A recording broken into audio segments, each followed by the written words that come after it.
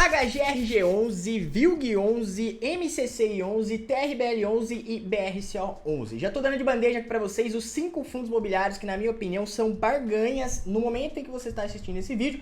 E eu vou mostrar pra vocês nesse vídeo por que eu acho que esses fundos estão baratos, por que, na minha opinião, essa pode ser a última chance de você aproveitar uma tendência de alta nos fundos imobiliários.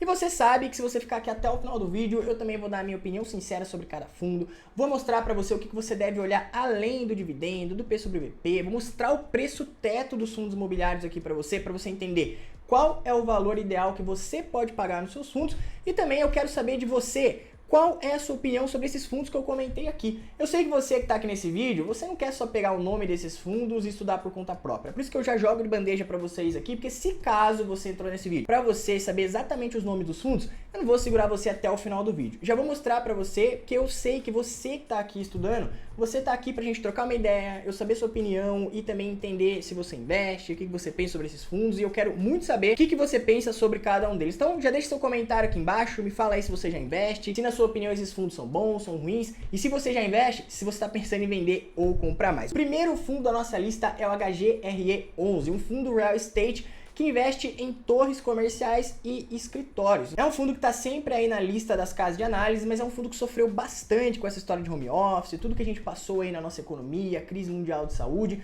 mas é um fundo que mesmo com uma vacância alta, ele está se virando, está vendendo os imóveis e tem muita gente de olho nele, porque com a Selic diminuindo, aquela empresa que antes mandou todo mundo embora, que enxugou os custos, que entregou o prédio, que estava todo mundo em home office, agora com a Selic diminuindo, juros baixando, ela começa a contratar de novo, ela vai buscar um escritório comercial em uma boa localização, essa empresa começa a crescer, começa a expandir e ela vai buscar o quê? Escritórios comerciais em boas localizações, e o HGRG11 tem esse tipo de imóvel para oferecer. Então hoje uma cota dele custa R$ 129,12, pagou 8% de URD nos últimos 12 meses, está com desconto aí de 16% em relação ao seu valor patrimonial, com uma liquidez aí de quase 2 milhões. Tem 14 imóveis em São Paulo, um no Rio Grande do Sul, um no Rio de Janeiro e um no Paraná, e de cara a gente consegue entender que o problema desse fundo é vacância e concentração de receita em alguns inquilinos. A gente vai dar uma olhadinha aqui ao longo do relatório. O fundo começou lá em 2008, cobra 1% de taxa, tem mais de 150 mil cotistas, pagou 78 centavos por cota no último rendimento. O que eu acho interessante nesse fundo é que o fundo tem uma boa gestão, ficou por muito tempo aí na mão da Credit Suisse, vai ter alteração agora para a Pátria e tudo mais, a gente até pode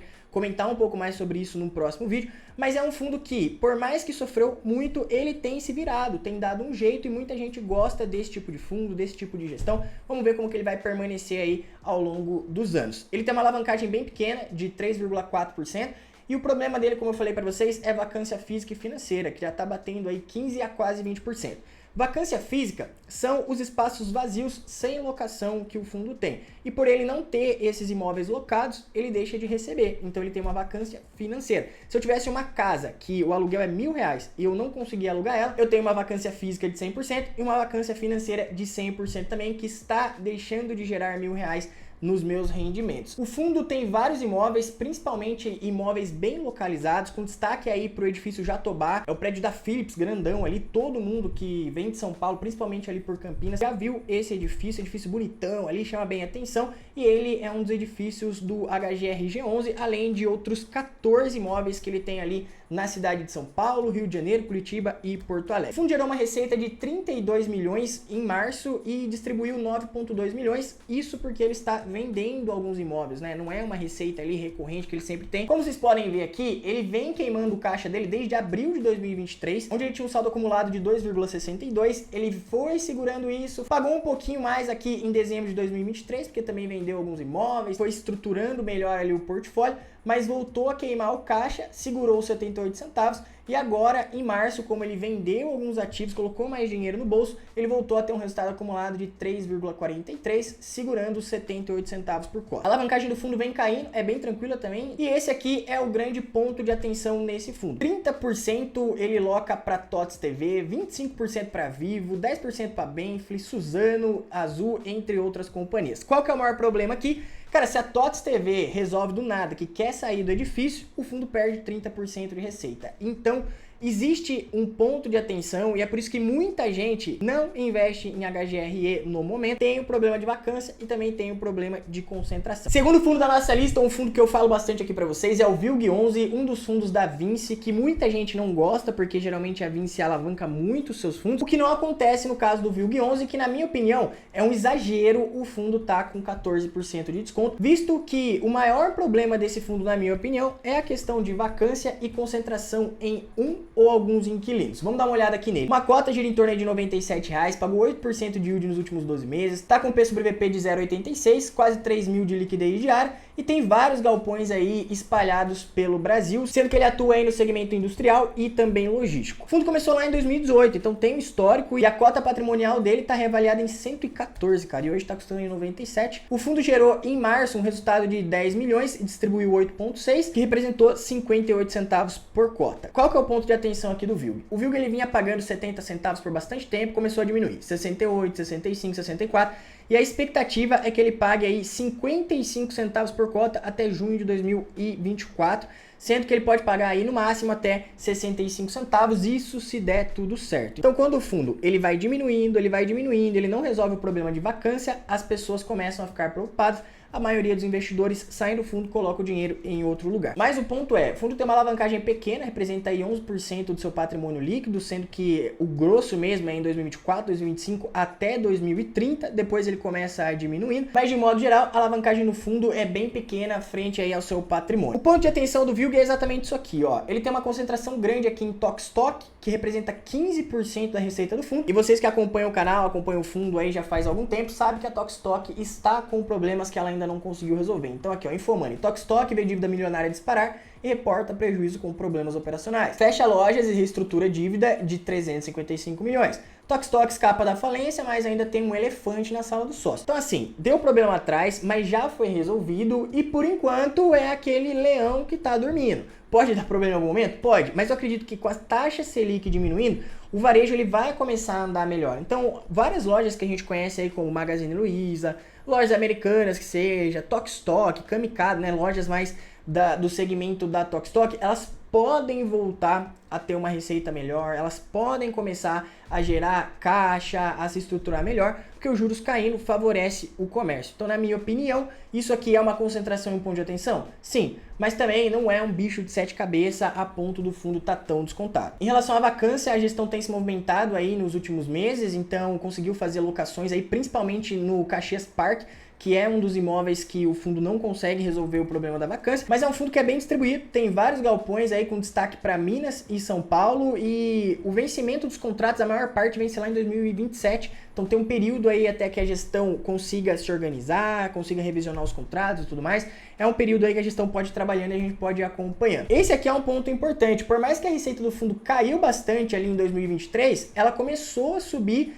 e ela já começou a chegar ali quase na média do mercado. A inadimplência líquida do fundo também veio caindo, que é bom porque isso aí aumenta a receita do fundo. O problema mesmo é o que eu comentei com vocês, a vacância ela saiu aí de 86% em dezembro de 2023 para 91,4% agora em março, então o fundo precisa fazer o quê? Resolver esse problema de vacância e ficar de olho na Tok Stock, que é um dos inquilinos que tem uma representatividade maior ali nas locações dos imóveis do fundo. Terceiro fundo, e aqui entra um fundo de papel, e eu sei que muita gente vai falar, nossa Lucas, como que você tá falando de fundo de papel, cara? Agora a onda é fundo de tijolo, vamos ganhar dinheiro, imóvel e tudo mais. E são as mesmas pessoas que reclamavam quando eu fazia vídeo aqui, fazia live ao vivo, comprava fundo imobiliário de tijolo descontado, a cota cair, muita gente falando um monte. Nesse momento, eu não acho mesmo que é a hora de você ficar enchendo a sua carteira de fundos de papel. Mas existem alguns fundos que são fundos de risco médio que você consegue colocar como uma pimentada ali na sua carteira e você consegue comprar abaixo do valor patrimonial, enquanto a Selic estiver em 9%, 8%, esses fundos vão continuar pagando um rendimento razoável porque a carteira de crédito deles são um pouquinho mais agressivas, é o caso do MCCI11. Uma cota dele custa R$ 92,88, pagou 11,39% de yield nos últimos 12 meses, o que provavelmente vai diminuir com a queda da Selic, está com um pequeno desconto em relação ao valor patrimonial, mas tem uma liquidez diária bem grande e tem quase 120 mil cotistas. A cota ajustada dele está em R$ 94,00, hoje está custando quase 93, quase aí R$1 de desconto. É um fundo recente, começou aí em 2019, tem uma taxa de gestão de 0,80, de administração 0,20 e de performance 20%. É um fundo que, como a Selic estava bem alta, ele tem uma carteira de crédito um pouquinho mais agressiva, superou aí os principais índices como o IFIX e também o CDI, e muita gente começou a olhar mais para o MSCI 11, primeiro porque muitas casas de análise estavam indicando esse fundo,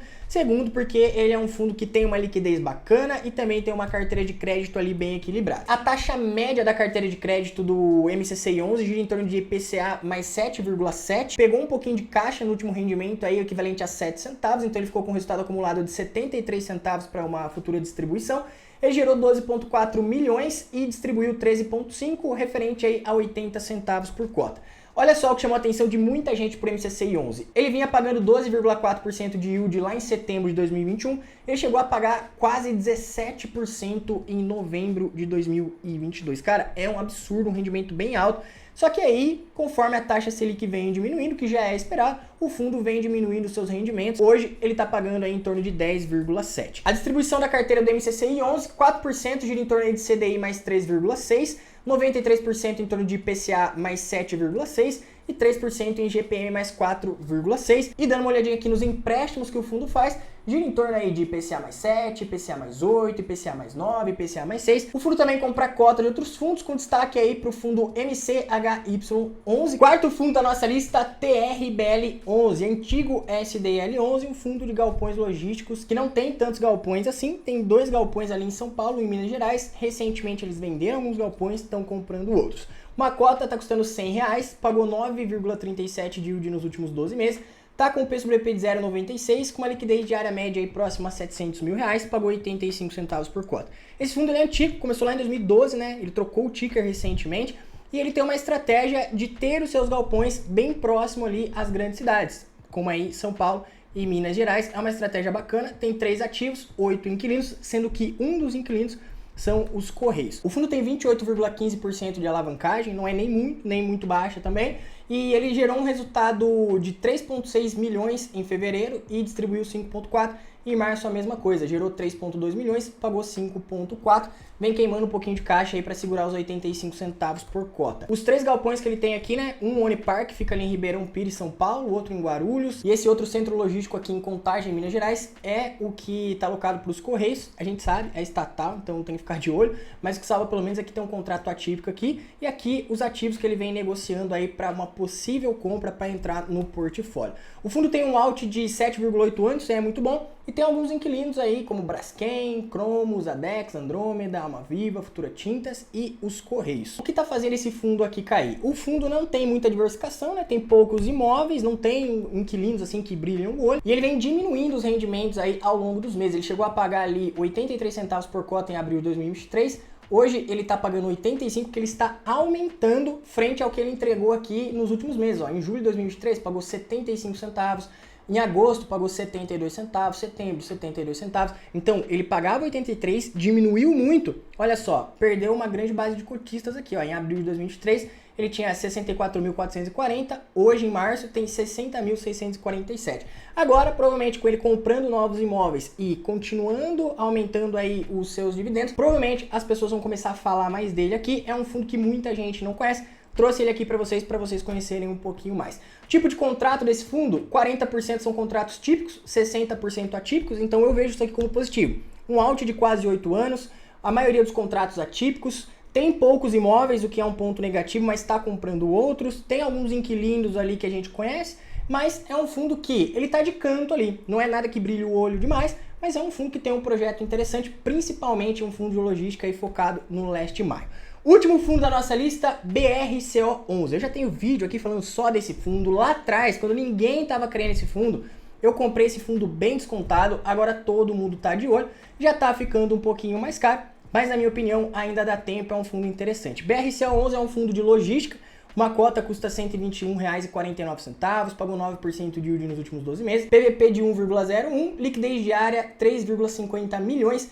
Tem alguns galpões ali em São Paulo, Rio de Janeiro, Rio Grande do Sul, Bahia, Paraná e Minas Gerais. pagou 87 centavos por cota no último rendimento, com patrimônio aí de 1,7 bilhão. Então olha só os inquilinos desse fundo: GPA, Magazine Luiza, Natura, Mercado Livre, BRF, lojas americanas, tem que ficar de olho. São bons inquilinos, mas de modo geral é um fundo aí voltado bem para o segmento do varejo. Então 55% dos galpões ficam ali em São Paulo, 18% na Bahia, 10% em Minas, sendo que 41% dos galpões são focados aí no varejo e e-commerce, 45% em bens em consumo e outro restante ali em logística e indústria, com 61% do rate de inquilinos classificados aí como AAA. Então olha só, o número de cotistas desse fundo vem subindo bastante, né? Ali em 2020 tinha pouco mais aí de 20 mil cotistas, hoje conta com mais de 120 mil. O ponto de atenção aqui nesse fundo é que ele tem uma concentração em alguns inquilinos. Então olha só a receita por cliente.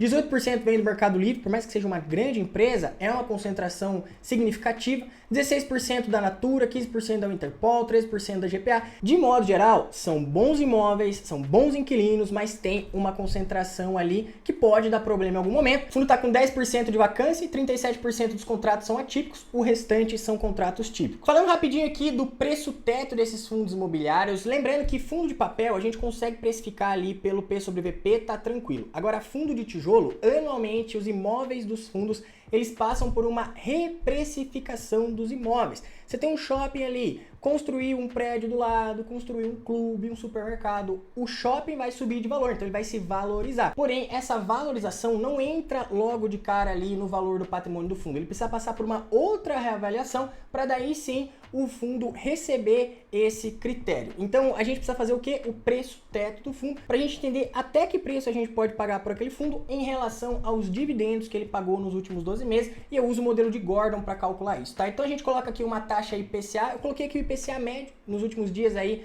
o título do Tesouro Direto tem subido bastante, né? Taxas bem absurdas aí, IPCA mais 6, IPCA mais 5,95, mas a média aí fica em IPCA mais 4,5. E a gente coloca uma taxa de prêmio aqui, dependendo do risco do fundo. Em 2% seria um fundo mais conservador, até 4% é um fundo mais arriscado. Isso aqui é bem pessoal, tá? Para você fazer o preço médio aí depois usando o modelo de Gordon, você pode colocar a taxa que você quiser. O HGRE 11, na minha opinião, é um fundo mais arriscado, então vou colocar aqui 3%, e o preço ideal dele, olha, sem a gente se basear somente no P sobre VP, seria de R$ 138,67, comprando hoje a R$ 129,12, estaria comprando com uma margem de segurança aí de 7,39%.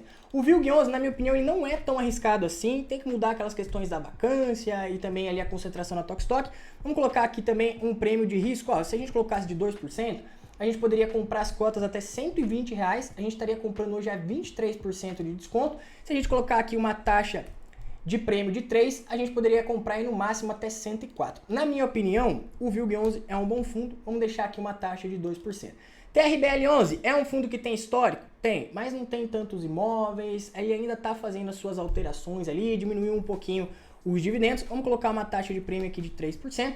A gente poderia comprar ele, ó, até R$ 125, a gente estaria comprando ele com 25% de desconto. E o BRCO11, na minha opinião, é um fundo bacana, é um fundo ali bem distribuído, o risco dele é um risco mais baixo. Colocando aqui uma taxa de prêmio de 2%, a gente poderia pagar até R$ 168 nas cotas do BRCO11, estaria comprando aí com 38% de desconto. Então, olha a diferença de você analisar um fundo imobiliário, entender o que o fundo faz e não ficar se baseando somente no dividendo, no P sobre VP e fazer o cálculo aí do preço teto dos fundos imobiliários. Isso aqui eu passo tudo em detalhes dentro do meu curso Renda com Dividendos.